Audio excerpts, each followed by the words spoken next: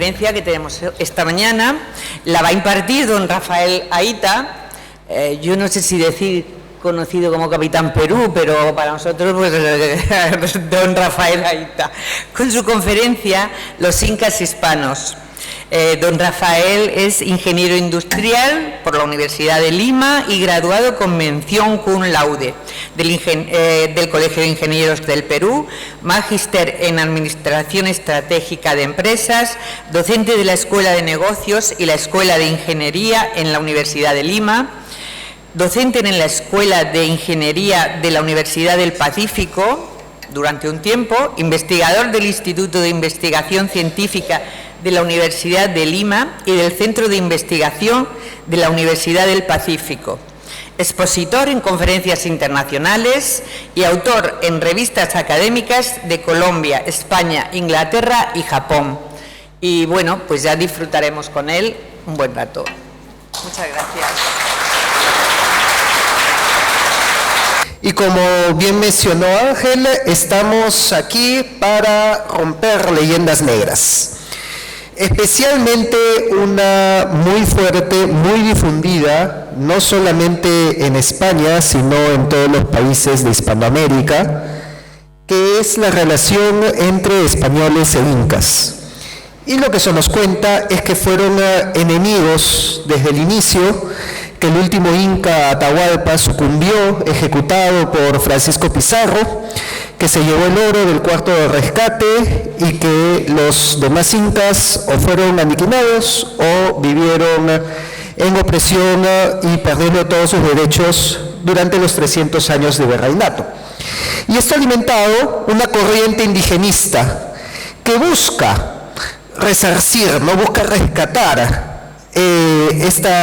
busca reivindicar a los incas oprimidos por los conquistadores españoles, cuando en realidad, si nosotros revisamos nuestra historia en común, nos vamos a dar cuenta que estos descendientes incas, lejos de haber sido oprimidos, esclavizados o incluso aniquilados, fueron los más grandes aliados de la corona española durante los 300 años de virreinato en el Perú, al punto incluso de unir sus sangres, unir sus casas y ser reconocidos como nobles, incluso dentro de la misma España. Una información que sorprende incluso en el mismo Perú. Hasta el día de hoy, seguramente hasta esta mañana que estoy compartiendo esta exposición, debo tener más de un comentario de sorpresa o de rechazo diciéndome lo que tú cuentas no puede ser verdad, pero la evidencia la tenemos. Y precisamente una de las más maravillosas evidencias es el arte. Además de la literatura y de las crónicas, encontramos un maravilloso cuadro que fue originalmente pintado en la iglesia de los jesuitas en el Cusco y se mantiene hasta el día de hoy ahí. Se realizó esta copia para el museo que se encuentra el día de hoy en el Museo Pedro de Osma, en Barranco, en Lima. He tenido la oportunidad de verlo. Personalmente es un cuadro hermoso, maravilloso, grande, imponente, al punto que llegó a viajar incluso a España y se expuso en el Museo del Prado, aquí en la misma España, en Madrid. Se tuvo la oportunidad de ver esta obra de arte peruana en el Museo del Prado, lo cual habla mucho de sí misma, porque sabemos que para llegar al Museo del Prado tiene que ser algo de muy alta calidad, y que nosotros también hemos tenido la oportunidad de apreciarla en el documental España en la primera globalización. Creo que acá todos han visto ese famoso documental que al final muestra esta obra de arte, ¿no? Muestra este doble matrimonio que no se dio al mismo tiempo. Ya voy a explicar quiénes son estas personas que son acá, porque si bien la obra de por sí es maravillosa, cobra una nueva dimensión cuando conocemos quiénes están en esa obra, qué es lo que representa esa obra y por qué es importante para las historias de Perú y de España. Vamos a ver que en la esquina superior izquierda vemos una familia inca. Están ataviados con la indumentaria inca, tienen la borla del inca en la cabeza, la conocida mascapaicha o mascaipacha también se le llama, tienen el tupayauri, el cetro del inca, en la mano derecha, y esta familia tiene como elemento central a Sayri Tupac. Sayri Tupac, hijo de Manco Inca y nieto de Huayna Cápac, 13º Inca. Sayri Tupac, descendiente, ¿no?, de los incas y un inca como tal, tiene como hija a Beatriz Ñusta, que, bueno, para facilitar la comprensión he colocado ahí los nombres. Pueden observar ahí quién es Beatriz Ñusta, también ataviada como princesa inca, y ella toma como esposo a Martín de Loyola. Martín de Loyola, descendiente de San Ignacio de Loyola, y es por eso que tenemos al santo fundador de la orden jesuita encima de la pareja. Ellos dos tienen a una hija, y esta hija es la que ven a la mano derecha, Ana Lorenza de Loyola Ñusta, que se casa con Juan Enríquez de Borja, descendiente de San Francisco de Borja, que también lo tenemos arriba de la pareja. Y si nosotros comenzamos acá a escuchar estos apellidos, ya nos estamos dando cuenta de que esto es algo grande, que aquí se están juntando las casas más importantes de Perú y de España. Y es por eso que si vemos el árbol genealógico de esta unión de casas, nos damos cuenta que el argumento de Juego de Tronos se quedó corto comparado a lo que sucedió en nuestra historia en común. Tenemos en este árbol genealógico, en esta rama, a la casa del Inca. Tenemos a Pachacútec, Tupayupanqui, Huayna Cápac, Manco Inca, Sayri Tupac, y Sayri Tupac tiene como hija a Beatriz Ñusta, la mujer del cuadro, que se casa con Martín García de Loyola, que aquí vemos que es descendiente de San Ignacio de Loyola. Esta es la rama de la casa de Loyola en España. Se unen estas casas en Ana Lorenza de Loyola, quien se casa con Juan Enríquez de Borja.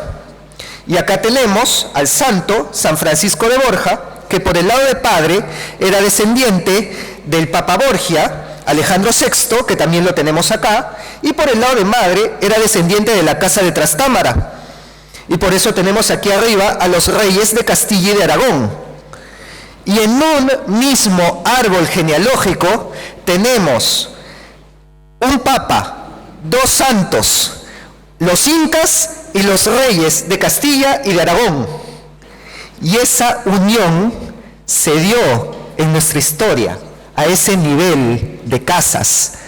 Las casas más importantes de España y de Europa se unieron con la casa del Inca, a la cual le reconocieron sus títulos nobiliarios, y sus descendientes fueron incorporados en la cultura hispana. Hablaban español, hablaban latín, eran católicos, fueron los primeros fundadores de las primeras iglesias y ermitas en el Cusco. Y de esta unión de casas viene un descendiente, que es el que tenemos acá, que es Juan Enríquez de Borja Loyola Inca. Este señor, el cual era descendiente del rey Alfonso XI de Castilla, Juan II de Aragón, del Inca Sayri Tupac, de San Francisco de Borja, de San Ignacio de Loyola y de Alejandro VI. O sea, un crack el sujeto, tenía un árbol impresionante. Sus títulos eran de Marqués de Santiago de Oropesa, Marqués de Alcañices con grandeza de España en primera clase y señor de Loyola. Se casó en primeras nupcias con la hija del virrey de Cataluña y en segundas nupcias con la hija del virrey de Granada. Y el rey Felipe V asistió a su matrimonio porque era parte de la familia, pues obviamente. Así fueron tratados los incas dentro de la hispanidad. Así que si viene alguien a contarles que cómo es posible, malditos españoles, cómo trataron a los incas, muéstrenle la imagen de Juan Enríquez de Borja Loyola Inca. Vino a España, viajó en España, se quedó en España, sus descendientes deben estar en algún lugar de España, pásenle la voz. Y en el Perú, su marquesado fue gobernado, fue administrado por la familia Chihuantopa Inca, que son los que tenemos acá. Esta familia se mandó a hacer cuadros que subsisten, sobreviven estos cuadros hasta el día de hoy en el Museo Inca de Cusco. Si alguien decide viajar a Cusco para conocer la historia inca, se van a dar cuenta que también van a conocer la historia española. Y en el Museo Inca van a encontrar estos dos cuadros de Alonso y Marcos Chihuantopa Inca, de la panaca, de la familia del tercer Inca, Yoque Yupanqui, los cuales fueron retratados utilizando la indumentaria de sus ancestros, la corona del Inca, la borla del Inca, el uncu, el sol de oro, pero al mismo tiempo también ropas europeas, hispanas, y en el caso de Alonso, que es el que se encuentra a la izquierda, con una cruz en la mano derecha porque era un orgulloso católico. Hablaba español, aliado de la corona de Castilla, por eso es que le llamo los incas hispanos.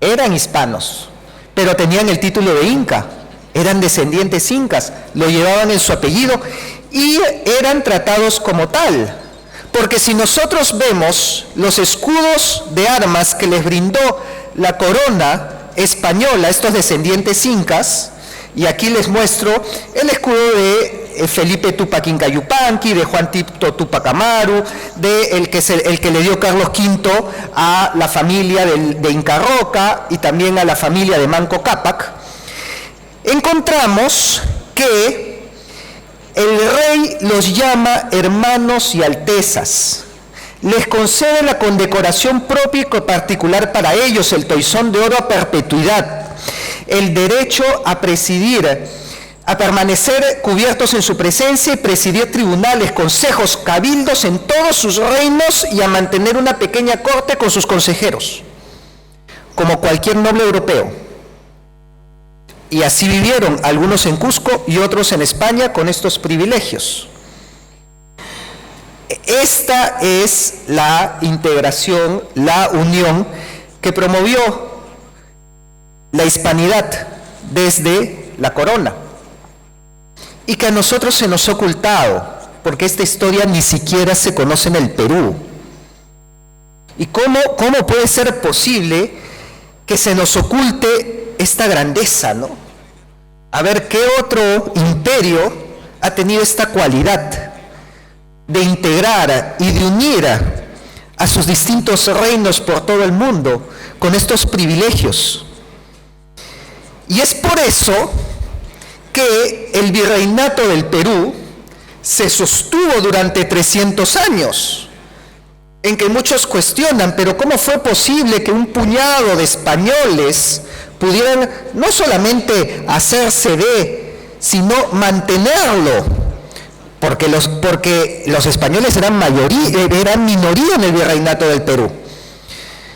¿Cómo la población en general aceptó este régimen? Y es porque el régimen era una continuidad de lo que ya existía. Y eso lo podemos ver también en estos cuadros. Este cuadro se encuentra en el Museo de Arqueología, Antropología e Historia del Perú y se titula Los Incas Reyes del Perú y sus legítimos sucesores, los Reyes de España. Y en el cuadro encontramos la Cápac Cuna, la lista de los 14 incas, y al final del último, Atahualpa, le sucede Carlos V, y luego Felipe II y los demás reyes de España. Y vemos la curiosidad que Atahualpa se encuentra en posición de entregarle el cetro del Inca a Carlos V, que está señalando una cruz en muestra de la evangelización que impulsó en América. Y esta iconografía se da en varios de estos cuadros, ¿no? Acá tenemos uno que se encuentra en Cusco, exactamente igual, los 14 incas, Atahualpa mostrándole el cetro o entregándole el cetro a Carlos V, que está señalando la cruz, y este se encuentra en el Museo de la Catedral de Lima, exactamente de la misma manera, en donde Atahualpa le está entregando el cetro a Carlos V. Porque Carlos V tuvo la delicadeza de nombrarse 15º emperador del Perú, reconociendo como legítimos a los 14 incas antes de él y siendo él el sucesor del inca. Y es por eso que el rey de España en el Perú, y esto es una sorpresa incluso para los mismos peruanos, el rey de España fue conocido como inca. Y esto lo he encontrado en un cuadro, este preciosísimo cuadro que se encuentra en la iglesia de Nuestra Señora de Copacabana, en Lima. Miren esta maravilla de obra de arte, ¿no? O sea, solamente con apreciarla ya pues nos deslumbra.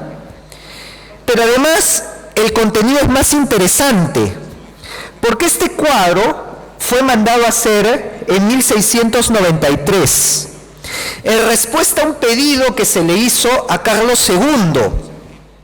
El pedido de por sí, y es muy curioso, la sustancia, el mensaje de esta solicitud nos rompe toda leyenda negra, y por eso lo he ampliado acá para que lo veamos todos. Fue una solicitud del Santo Oficio para incorporar, para admitir a los indios a ser ministros del Santo Oficio.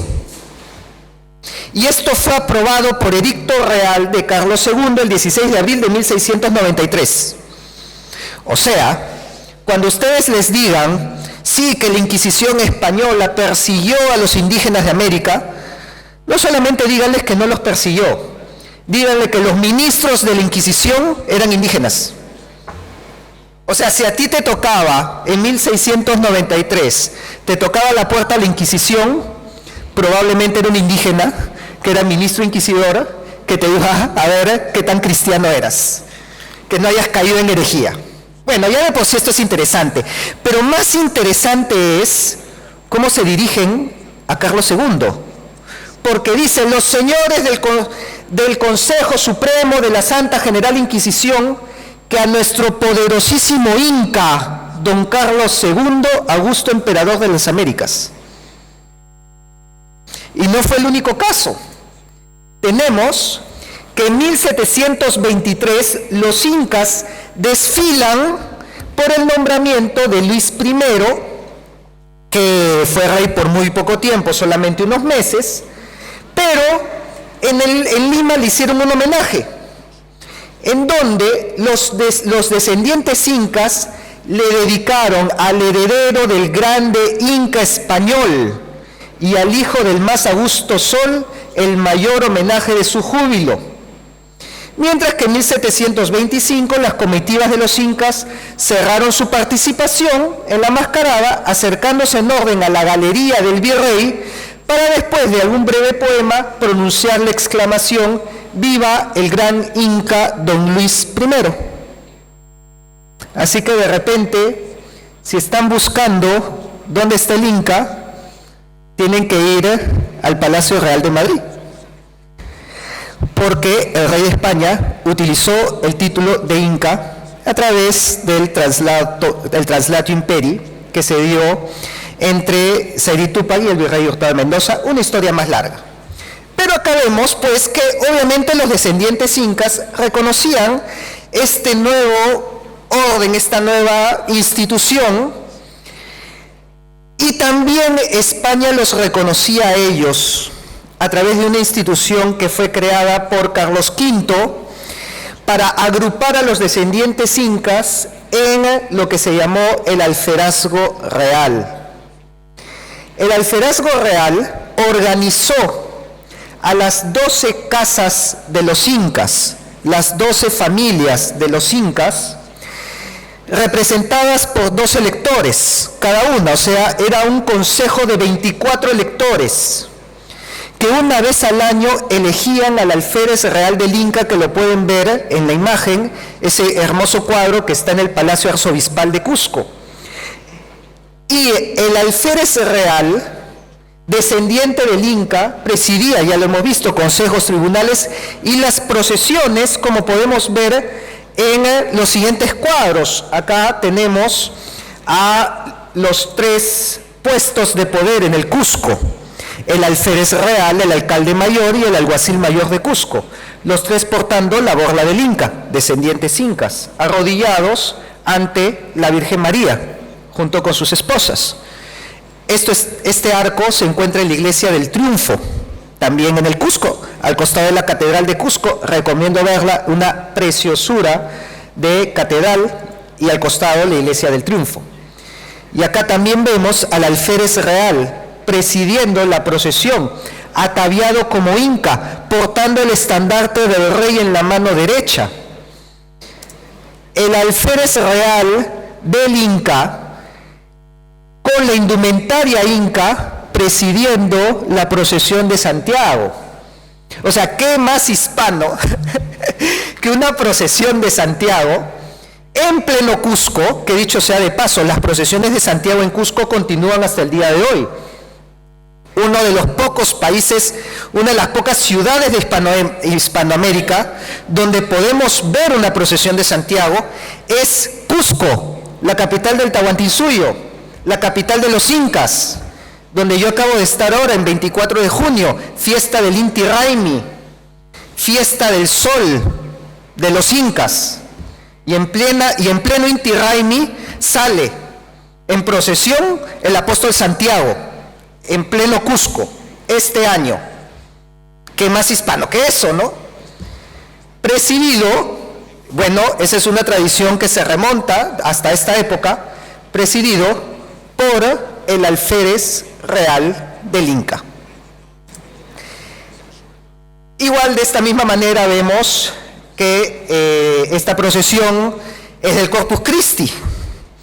Curiosamente, la borla del Inca, que vemos en una almohadilla, porque parece que este alférez real no era descendiente del Inca, y por lo tanto no podía usar la borla en la cabeza, lo cual muestra que también durante el virreinato se respetaron las tradiciones incas, que solo un descendiente inca podía llevar la borla del Inca sobre la cabeza, pero en el cuadro se coloca justo debajo de la Eucaristía, como poniendo la corona del Inca a los pies de Jesucristo. Y con ese mensaje quiero terminar, y con esta foto llamada el Santo Niño de la Mascaipacha, el cual es el Niño Jesús, ataviado también con la indumentaria inca y con la borla, con la mascaipacha del Inca sobre la cabeza, sosteniendo el mundo en sus manos. Y nos da la enseñanza, el mensaje, que es de esta manera que se realizó la primera globalización. De la mano de Jesucristo e incorporando los elementos locales, respetando las culturas, las tradiciones locales, pero bajo el manto de la cristiandad. Y es esta la enseñanza que nos da para el día de hoy. El día de hoy, que muchas veces se nos quiere imponer un discurso único, homogeneizar a todos, sin respetar la localidad, sin respetar las creencias, las culturas, las tradiciones, cosa que sí se hizo durante la hispanidad, y este es el mejor ejemplo de eso. Y es una enseñanza para ambos hemisferios. Para los peruanos, que nos demos cuenta que nos han dicho una leyenda negra que rebaja la historia de los incas a simplemente una masacre e ignora la grandeza que tuvieron a nivel mundial, incluso hasta en Europa, pero también una enseñanza para España, y que les dice: miren dónde están sus aliados, porque los incas, contrario a lo que afirma el indigenismo, no fueron sus enemigos, no fueron aquellos a los que había que vencer, fueron los principales aliados de la corona de Castilla y en muchos casos siguen siendo los principales aliados de la hispanidad en el Perú. Y muchas veces no nos damos cuenta de eso.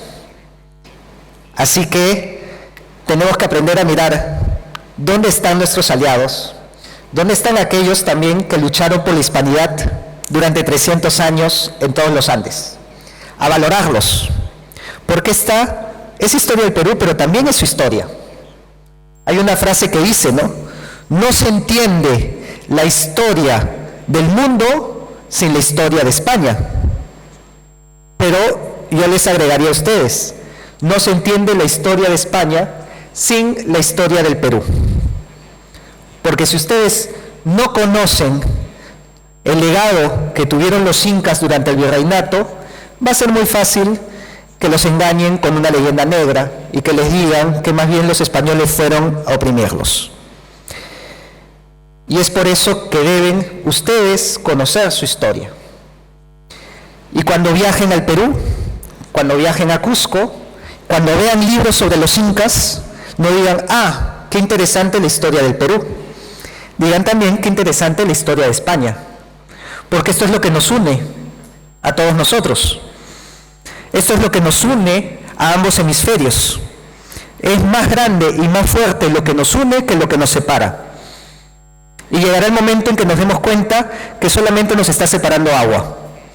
Porque la historia, los lazos, las creencias, la hispanidad en el Perú se mantiene hasta el día de hoy. Hasta el pionero de la literatura indigenista, José María Arguedas, cuando viajó a España, exclamó, qué española que es la sierra peruana. Ahí nos vamos a dar cuenta que no existen diferencias entre nosotros, que lo que nos une es más grande y más fuerte, pero solamente nos vamos a dar cuenta si lo conocemos. Nadie valora lo que no conoce. Y cuando empecemos a rescatar estos lazos que nos ha unido hasta la sangre, comenzaremos a ver que somos y que fuimos mucho más grandes y seguimos siendo más grandes de lo que podemos imaginar. Y que nuestras fronteras trascienden continentes y trascienden horizontes históricos. Y que la historia de los incas también es su historia. Para saber más, porque acá les he dado solamente un vistazo, les dejo paso a las preguntas, pero también los invito a buscar en mi libro que estoy presentando, Los Incas Hispanos, muchos ejemplos más sobre esta historia, que es la historia de todos nosotros. Muchas gracias.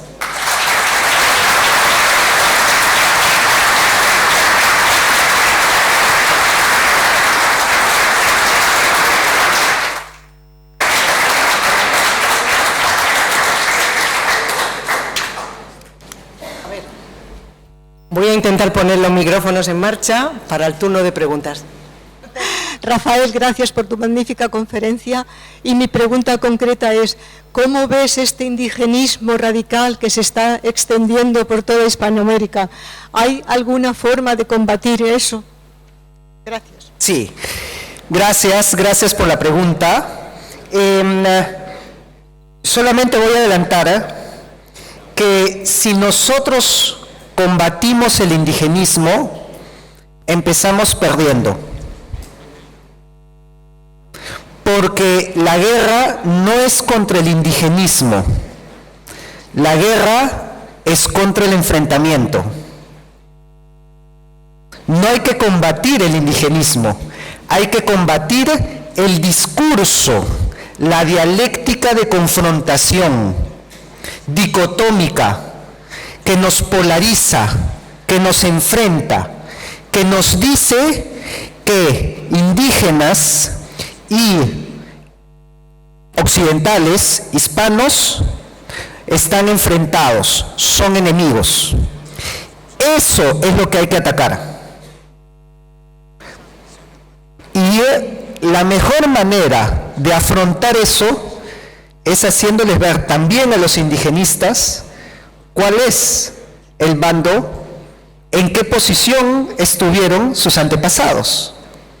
Porque si el indigenismo se fundamenta en reivindicar a los antepasados indígenas o a los antepasados incas, entonces ellos son hispanos.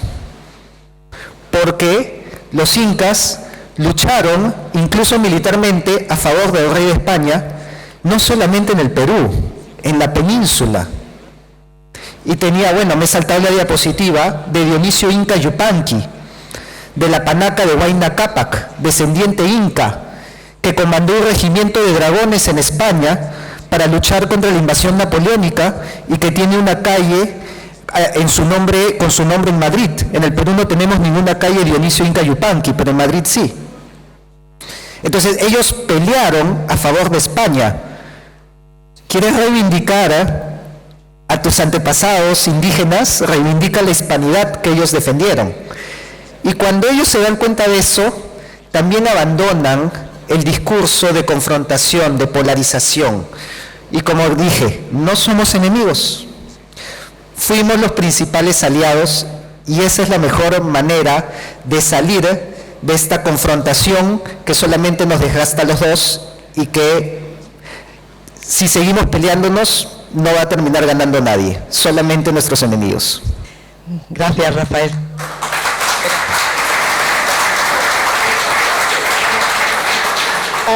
Rafael, supongo que sabes que en el Palacio Real de Madrid está Atahualpa Yupanqui. Por supuesto, claro que sí. Buenos días. En primer lugar, felicitar a Rafael y hacerle una pregunta sobre la fuerza del indigenismo. Según mi experiencia en Perú, la vi mucho más fuerte en la sierra que en la zona del bosque tropical, que en la Amazonía. Tuve la suerte de convivir con grupos shipibos y ashaninkas y ahí no había la misma resistencia que encontré en Cuzco y en los lugares de la sierra. ¿Podría explicarme un poquito esto, si es tan amable? Sí, es cierto. El discurso negrolegendario es mucho más fuerte en los Andes que en la Amazonía. Y en parte es también por la imperialidad que no lo hemos visto en la Amazonía. En la Amazonía existen culturas, etnias, pero no existió un imperio como lo fue el Tahuantinsuyo. Si tú les dices a ellos como se les ha dicho, y yo creo que se les ha dicho por culpa de que nuestros gobernantes y de repente nosotros mismos hemos abandonado el terreno de la historia y de la antropología y de la filosofía, lo hemos abandonado, la leyenda negra. Nadie se ha preocupado por desmentirlo hasta hace poco. Y por ya casi 100 años se les ha ido diciendo, este grande y maravilloso imperio se esfumó y fue destruido. Obviamente el discurso de la leyenda negra va a calar más fuerte. Pero ahí nos damos cuenta que tenemos también un elemento a favor de nosotros, que es ese sentido de imperialidad. Nosotros fuimos un imperio grande y en eso se comparte también con la hispanidad. Y cuando se den cuenta que ese imperio solamente se amplió con el imperio hispano, es muy fácil que el indigenista cruce la frontera. Y eso lo veo día a día en el Perú. En el Perú existen las asociaciones hispanistas donde más del 25%, siendo conservador, más del 25% eran indigenistas, recalcitrantes, leyenda negra. Y cuando vieron esto dijeron, no, se convencieron. Y ahí es un terreno más fértil. De repente en un inicio vemos un discurso también más recalcitrante en contra de la hispanidad. Pero a veces, como dice, ¿no?, la famosa frase, ¿no?, hay un solo paso del odio al amor. No, como dice pues la famosa canción, ¿no?, ódiame por piedad, yo te lo pido. Ódiame sin medida y clemencia, pues prefiero el odio a la indiferencia. Y eso lo sabemos. Hay veces cuando existe ese sentimiento, ¿no?, muy encarnizado, solamente demuestra que hay una herida abierta, que anhela cerrarse. Y cuando la cerramos y nos estrechamos la mano y aceptamos nuestra identidad por lo que somos, sin diferenciarnos, sin discriminarnos, pues vamos a encontrar que está más cerca de nosotros de lo que podemos pensar. Gracias, Rafael. Te pido que nos quedan todavía 2 o 3 preguntas y no podemos extenderlo mucho. Y luego, como habrá un turno de preguntas para todos, de todos los que vayan, los ponentes que vayan subiendo, simplemente que seas un poco más escueto, más breve. Te paso a este señor. A ver, gracias. Bueno, en primer lugar, gracias por venir a España a dar estas charlas. Yo quería hacer tres preguntitas, bueno, o consideraciones. La primera sería, cuando se habla del Imperio Inca, aquí en España, por lo menos a nivel general, se habla como si fuera, por ejemplo, con el Imperio Azteca. Yo tengo entendido que los incas en realidad no era un grupo indígena concreto, sino que sería como la realeza de grupo de indígenas. En segundo lugar, mi pregunta sería que, por lo que nos ha contado, en el caso hipotético de que la República del Perú se convirtiese en una monarquía, significa que el rey de España sería su nuevo rey, porque sería el último inca. Y la última es, ¿no le podrían sugerir al presidente actual de Perú que en lugar de vestirse con ese sombrero y esa ropa que parece un cubano del siglo XIX español, se vistiese como un inca con, no sé si la tiara o algo así, y por lo menos, ya que está defendiendo el tema indigenista? Puntualmente, el presidente del Perú no sabe hablar quechua. Partamos por ahí, ¿eh? Entonces, y él es de Cajamarca, no es de Cusco. No le correspondería. Sería una afrenta contra los descendientes. Ya lo hemos visto en el cuadro. Solo el descendiente inca se puede poner la borla. No un yanacona, como es el actual presidente, ¿no? Entonces, sí, lamentablemente, ni siquiera él mismo se da cuenta de qué tan hispano es el traje que lleva. Con respecto a la monarquía, pues difícil, ¿no? Difícil que el Perú se convierta en una monarquía. Si se convierte, hay muchas opciones de monarquía también. Definitivamente no van a abogar para que el rey del Perú sea el rey de España, pero tendríamos que ver qué hace con el título de Inca, porque, y eso es lo más curioso, el título de Inca no se ha perdido, que muchos piensan que ya no existe. Así que bueno, de repente se puede arreglar algo ahí con matrimonios como se hacía en aquella época, ¿no? A ver si alguna descendiente se casa con un peruano y por ahí arreglamos la situación, no lo sé. El futuro es muy incierto todavía, ¿no? Y la primera pregunta, ¿sobre qué era? El imperio inca fue muy distinto al imperio, si se puede llamar imperio, azteca.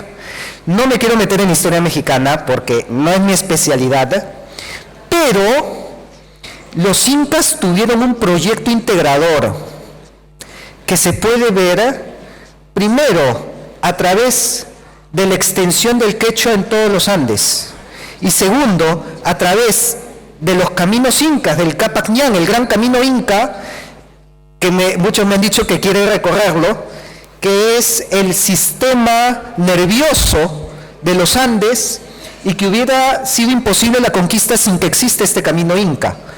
Este camino inca fue equiparado por los cronistas españoles con los caminos romanos y muestran el intento de integración, el proyecto imperial de Pachacútec Inca Yupanqui, el cual dijo, más allá de simplemente dominar o anexar, quiero llevar la cultura del Inca, su tecnología agrícola, su idioma, sus creencias a través de todos los Andes.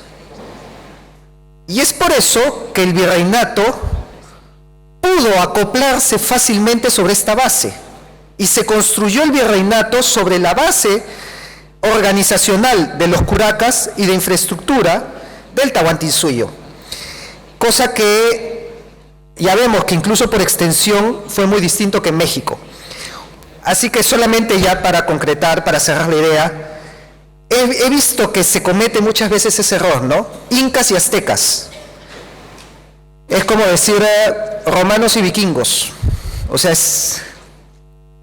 no hay, tal vez sean más grandes las diferencias que las similitudes. No hay equiparación en lo que son los sacrificios, en lo que es la antropofagia. Les pongo un ejemplo. Bueno, el día de ayer Marcelo Gullo, Patricio Alonso hablaba de la antropofagia entre los pueblos mesoamericanos. Las crónicas cuentan que los incas veían la antropofagia como salvajismo y que cuando ellos llegaron a la selva y vieron que sí se cometía canibalismo en la selva, quedaron asqueados y dijeron: qué barbáricas son estas culturas que se comen entre ellos. Entonces ahí vemos que el pensamiento inca estaba más cercano al occidental que al mesoamericano. Así que por eso hay que tomar en cuenta esos matices antes de ponerlos en un mismo saco. Gracias, Rafael. No hay más tiempo para preguntas, porque si no, le vamos a quitar...